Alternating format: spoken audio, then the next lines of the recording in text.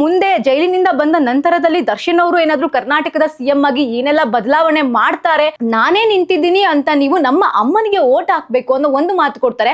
ದರ್ಶನ್ ಅವರ ಈ ಒಂದು ಪರಿಸ್ಥಿತಿಗೆ ಕೆಲವು ರಾಜಕಾರಣಿಗಳೇ ಕಾರಣ.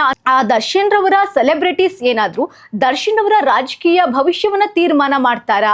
ಆತ್ಮೀಯ ಕನ್ನಡ ಪಿಕ್ಚರ್ ವೀಕ್ಷಕರಿಗೆ ನಮಸ್ಕಾರ, ನಾನು Pallavi N Raj. The devil cinema ರಾಜ್ಯಾದ್ಯಂತ ಭರ್ಜರಿಯಾದಂತಹ ಪ್ರದರ್ಶನವನ್ನ ಕಾಣ್ತಾ ಇದೆ. ದರ್ಶನ್ ಅವರ ಫ್ಯಾನ್ಸ್ ಕ್ರೇಜ್ ಕೂಡ ಸಿಕ್ಕಾಪಟ್ಟೆ ಜಾಸ್ತಿ ಆಗ್ತಿದೆ. ನಮ್ಮ ಬಾಸ್ ಬರೀ ಸಿನಿಮಾ ಅಲ್ಲ, ರಾಜಕೀಯಕ್ಕೂ ಕೂಡ ಬರಲೇಬೇಕು ಅಂತ ಅವರ ಒಂದಷ್ಟು ಫ್ಯಾನ್ಸ್ ಆಸೆ ಕೂಡ ಆಗಿದೆ. ಸೊ ನೀವು ನೋಡಿರಬಹುದು, ರಾಜಕಾರಣಿಯಾಗಿ ದರ್ಶನ್ ಅವರನ್ನ ನಾವು ಈ ಹಿಂದೆ ಎಲ್ಲೂ ಕೂಡ ನೋಡಿರಲಿಲ್ಲ. ಬಟ್ ಡೆವಿಲ್ ಸಿನಿಮಾದಲ್ಲಿ ಅವರು ಬೇರೆಯದೇ ಲುಕ್ನಲ್ಲಿ, ಬೇರೆಯದೇ ಶೇಡ್ನಲ್ಲಿ ಕಾಣಿಸ್ಕೊಂಡಿದ್ದಾರೆ. ದ್ವಿಪಾತ್ರ ಆಗಿರೋದ್ರಿಂದ ಎರಡೂ ಪಾತ್ರವನ್ನು ಕೂಡ ತುಂಬ ಒಳ್ಳೆಯ ರೀತಿಯಲ್ಲಿ ಬ್ಯಾಲೆನ್ಸಿವ್ ಆಗಿ ಅವರು ಆ್ಯಕ್ಟನ್ನು ಮಾಡಿರೋದು ಕೂಡ ನೋಡ್ತಾ ಹೋಗ್ಬೋದು. ಅದರ ನಡುವೆ ಫ್ಯಾನ್ಸ್ಗಳಿಗೆ ಈಗ ದರ್ಶನ್ ರವರನ್ನ ನಾವು CM ಆಗಿ ನೋಡಬೇಕು, ರಾಜಕಾರಣಿಯಾಗಿ ನೋಡಬೇಕು ಅನ್ನೋ ಆಸೆ ಕೂಡ ಇದೆಯಂತೆ.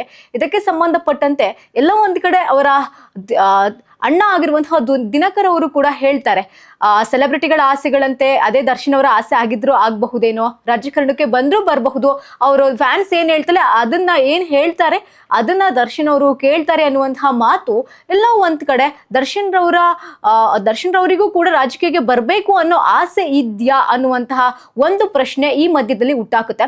ಬಿಕಾಸ್ ನೀವು ನೋಡಿರಬಹುದು, ಜೈಲಿಗೆ ಹೋಗಿ ಬಂದ ನಂತರದಲ್ಲಿ ಯಾವ ರಾಜಕೀಯ ನಾಯಕರಾಗಿರಬಹುದು ಅಥವಾ ಆಕ್ಟರ್ಗಳಾಗಿರಬಹುದು, ಅವರ ವರ್ಚಸ್ಸೇ ಬದಲಾಗುತ್ತೆ. ಅವರಿಗೆ ಅಲ್ಲಿಂದ ಏನೋ ಒಂದು ಟರ್ನಿಂಗ್ ಪಾಯಿಂಟ್ ಸಿಗುತ್ತೆ. ಸೊ ಇದು ದರ್ಶನ್ ಅವರಿಗೆ ಟರ್ನಿಂಗ್ ಪಾಯಿಂಟ್ ಸಿಗುತ್ತಾ? ಯಾಕಂದ್ರೆ ಇದು ಸಾಕಷ್ಟು ಜನರ ಪ್ರಶ್ನೆ ಕೂಡ ಆಗಿರೋದ್ರಿಂದ ದರ್ಶನ್ ಅವರು ರಾಜಕೀಯಕ್ಕೆ ಬರಬೇಕು ಅಂತ ಆಲ್ಮೋಸ್ಟ್ ಅವರ ಅಭಿಮಾನಿಗಳು ಕೂಡ ಇಲ್ಲಿ ಹೇಳ್ತಾ ಹೋಗ್ತಿದ್ದಾರೆ. ಹಾಗಾದ್ರೆ ಯಾವ ಕಾರಣಕ್ಕೆ ಅವರು ರಾಜಕೀಯಕ್ಕೆ ಬರಬೇಕು, ಅವರಿಗೆ ರಾಜಕಾರಣದಲ್ಲಿ ಏನು ಎಕ್ಸ್ಪೀರಿಯನ್ಸ್ ಇದೆ ಅಂತ ಕೇಳೋರು ಕೂಡ ಕೆಲವೊಂದಷ್ಟು ಇದ್ದಾರೆ.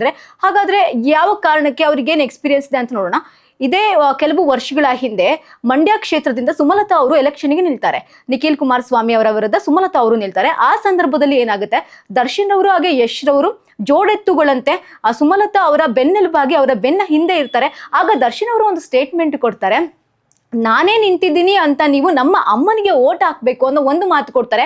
ಆ ಓಟಿನ ಅನ್ವಯವಾಗಿ, ಆ ಮಾತಿನ ಅನ್ವಯವಾಗಿ ಅಲ್ಲಿ ದರ್ಶನ್ ಅವರ ಮಾತೆ ಮುತ್ತು ಅನ್ನುವಂತೆ ಅಭಿಮಾನಿಗಳು ಏನು ಹೇಳ್ತಾರೆ, ಸುಮಲತಾ ಅವರಿಗೆ ದರ್ಶನ್ ಅವರ ಅಭಿಮಾನಿ ಕಡೆಯಿಂದನೂ ಕೂಡ ಒಂದಷ್ಟು ಓಟ್ ಬೀಳುತ್ತೆ. ಸೊ ಇದೆಲ್ಲದನ್ನು ನೋಡ್ತಾ ಇದ್ರೆ ಈ ಹಿಂದೆ ಅವರು ಸಾಕಷ್ಟು ಕ್ಯಾಂಪೇನ್ಗಳನ್ನು ಕೂಡ ರಾಜಕಾರಣಿಗಳಿಗೆ ಮಾಡಿರೋದನ್ನು ಕೂಡ ನಾವು ಗಮನಿಸ್ತಾ ಹೋಗ್ಬೋದು.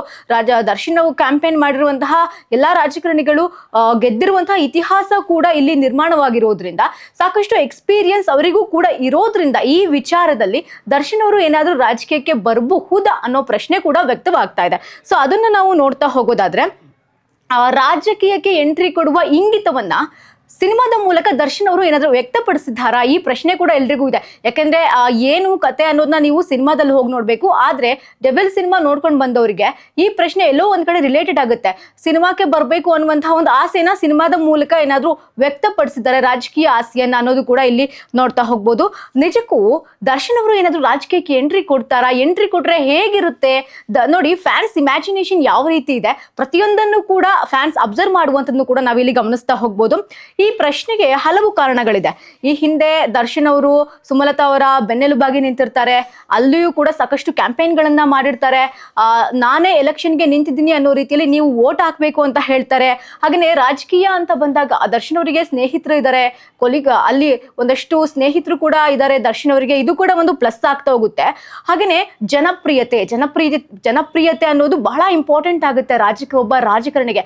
ಅದು ದರ್ಶನ್ ಅವರಿಗೆ ಇದೆ. ಅವರ ಫ್ಯಾನ್ಸೇ ಅವ್ರನ್ನ ಜನಪ್ರಿಯ ಮಾಡಿರೋದ್ರಿಂದ ಆಲ್ಮೋಸ್ಟ್ ನಮ್ಮ ಕರ್ನಾಟಕದಲ್ಲಿ ಸಾಕಷ್ಟು ಅಭಿಮಾನಿಗಳು ಕೂಡ ದರ್ಶನ್ ಅವರಿಗೆ ಸಾಕಷ್ಟು ಅಭಿಮಾನಿಗಳು ಕೂಡ ಇದ್ದಾರೆ. ಸೊ ಹೀಗಾಗಿ ಇವೆಲ್ಲವೂ ಕೂಡ ದರ್ಶನ್ ಅವರಿಗೆ ಪ್ಲಸ್ ಆಗ್ತಾ ಹೋಗುತ್ತೆ.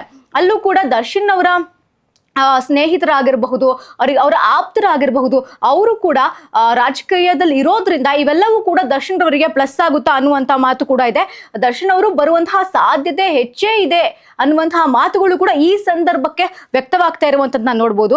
ಹಾಗೆಯೇ ಈ ಹಿನ್ನೆಲೆ ದರ್ಶನ್ ಅವರ ಈ ಒಂದು ಪರಿಸ್ಥಿತಿಗೆ ಕೆಲವು ರಾಜಕಾರಣಿಗಳೇ ಕಾರಣ ಅನ್ನುವಂತಹ ಮಾತು ಕೂಡ ಅವರ ಅಭಿಮಾನಿಗಳು ಹೇಳ್ತಿರೋದ್ರಿಂದ ಅವರಿಗೆ ಪಾಠ ಕಲಿಸುವಂತಹ ಒಂದು ನಿಟ್ಟಿನಲ್ಲಿ ಏನಾದ್ರೂ ದರ್ಶನ್ ಅವರು ರಾಜಕೀಯಕ್ಕೆ ಬರ್ತಾರೆ ಬರ್ತಾರಾ ಅನ್ನೋ ಪ್ರಶ್ನೆ ಕೂಡ ಇಲ್ಲಿ ನೋಡ್ತಾ ಹೋಗ್ಬೋದು. ಆ ನಂತರದಲ್ಲಿಯೂ ಕೂಡ ರಾಜಕೀಯಕ್ಕೆ ಬರಲೇಬೇಕು ಅಂತ ಅವರ ಅಭಿಮಾನಿಗಳು ಕೂಡ ಹೇಳ್ತಾ ಇರುವಂತದ್ದು. ಅಭಿಮಾನಿಗಳ ಒತ್ತಡದ ಮೇರೆಗೆ ಇನ್ ಕೇಸ್ ಏನಾದ್ರೂ ದರ್ಶನ್ ರವರು ಬರ್ತಾರಾ ರಾಜಕೀಯಕ್ಕೆ ಅನ್ನೋ ಪ್ರಶ್ನೆ ಕೂಡ ಇಲ್ಲಿ ಬರುತ್ತೆ. ಅಂದ್ರೆ ಈಗ ಆಗದೆ ಇದ್ರು ಭವಿಷ್ಯದಲ್ಲಿ ಇನ್ ಫ್ಯೂಚರ್ ದರ್ಶನ್ ಅವರು ರಾಜಕೀಯಕ್ಕೆ ಬರ್ತಾರಾ, ಈ ಒಂದು ಪ್ರಶ್ನೆ ಕೂಡ ನೋಡ್ತಾ ಹೋಗ್ಬೋದು. ಈ ಹಿಂದೆ ದರ್ಶನ್ ಅವರೇ ಕೊಟ್ಟಿರುವಂತಹ ಒಂದಷ್ಟು ಸ್ಟೇಟ್ಮೆಂಟ್ಗಳು ಈ ಪ್ರಶ್ನೆಗೆ ಕಾರಣವಾಗ್ತಿರೋದು ಕೂಡ ಗಮನಿಸ್ತಾ ಹೋಗ್ಬೋದು. ಆನಂತರದಲ್ಲಿ ಆ ದರ್ಶನ್ ರವರ ಸೆಲೆಬ್ರಿಟೀಸ್ ಏನಾದ್ರು ದರ್ಶನ್ ಅವರ ರಾಜಕೀಯ ಭವಿಷ್ಯವನ್ನ ತೀರ್ಮಾನ ಮಾಡ್ತಾರಾ, ಇನ್ ಕೇಸ್ ತೀರ್ಮಾನ ಮಾಡಿದ್ರು ಸೆಲೆಬ್ರಿಟೀಸ್ ಮಾತನ್ನ ದರ್ಶನ್ ಅವರು ಕೇಳ್ತಾರಾ, ಈ ಒಂದು ಪ್ರಶ್ನೆ ಕೂಡ ಇದೆ. ಸೊ ಈ ಹಿಂದೆ ನೋಡಿರಬಹುದು, ನಾನು ಒಂದು ಎಕ್ಸಾಂಪಲ್ ಕೊಡ್ತಾ ಹೋಗ್ತೀನಿ. ತಮಿಳುನಾಡಲ್ಲಿ ರಾಜಕೀಯಕ್ಕೆ ಎಂಟ್ರಿ ಆಗ್ತಾರೆ ಯಾರು, ವಿಜಯ್ ತಳಪತಿ ಅವರು ಎಂಟ್ರಿ ಆಗ್ತಾರೆ. ಸೊ ವಿಜಯ್ ತಳಪತಿ ಅವರ ಸಿನಿಮಾ ನೀವು ಗಮನಿಸಿರಬಹುದು. ಈಗ ಅಂದ್ರೆ ರೀಸೆಂಟ್ ಆಗಿ ಬಂದಿರುವಂತಹ ಸಿನಿಮಾಗಳು ಅಂತಂದ್ರೆ, ಅವರ ಹಿಂದಿನ ಸಿನಿಮಾಗಳು ಅಂತಂದ್ರೆ ಒಂದಷ್ಟು ರಾಜಕೀಯವಾಗಿಯೇ ಮಾರ್ಪಾಡಾದಂತಹ ಸಿನಿಮಾಗಳು ಕೂಡ ಇದೆ.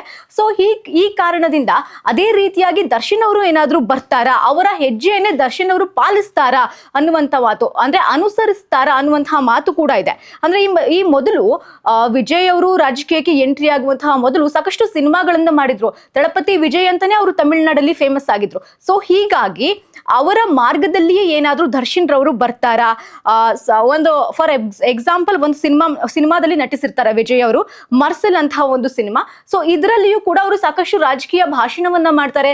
ರಾಜ್ಯ ಸರ್ಕಾರ ಆಗಿರಬಹುದು, ಕೇಂದ್ರ ಸರ್ಕಾರ ಆಗಿರಬಹುದು, ಅದರ ವಾಗ್ದಾಳಿಯನ್ನ ಮಾಡಿರ್ತಾರೆ.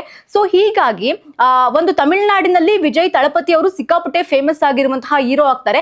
ಆ ನಂತರದಲ್ಲಿ ರಾಜಕೀಯ ಅಂತ ಬಂದಾಗಲೂ ಕೂಡ ವಿಜಯ್ ತಳಪತಿ ಅವರು ಅಲ್ಲಿ ಫೇಮಸ್ ಆಗಿರ್ತಾರೆ.